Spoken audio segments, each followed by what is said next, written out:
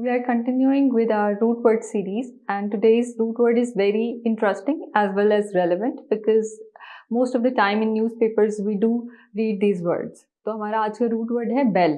जहाँ पे भी बेल यूज होगा वो वॉर या फाइट के पर्सपेक्टिव में इस्तेमाल होता है. Our first word is bellicose.